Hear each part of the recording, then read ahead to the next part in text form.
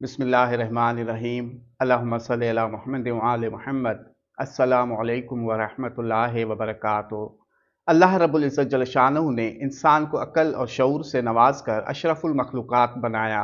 उसी अक्ल और शऊर को इस्तेमाल करते हुए इंसान ने खुद को पहचानने के लिए कई तरीके अपनाए, जिनको मुख्तलिफ उलूम का नाम दिया गया। उन्हीं में से एक इल्म मेटागनोमी है।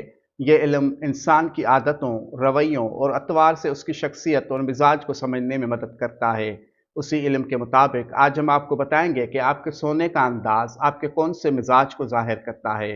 नंबर एक, जो इंसान किसी चीज़ से लिपट कर सोता है, चाहे वो तकिया हो या कोई और चीज़, तो उसका मतलब यह है कि उस इंसान के अंदर तन्हाई है, अकेलापन है, वो दोस्त बनाना चाहता है, किसी को अपना राज बताना चाहता है, बात करना चाहता है।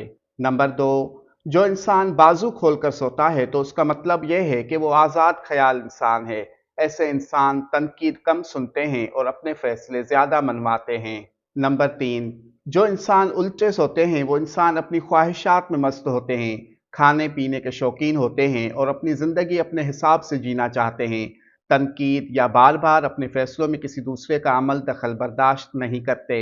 नंबर चार, जो इंसान सीधे होकर सोते हैं, तो ये इस बात की तरफ इशारा होता है कि ऐसे लोग अपनी ज़िंदगी का मकसद उसूल को समझते हैं, उसूल के साथ जीते हैं और उसूल के लिए ही नसीहत करते हैं।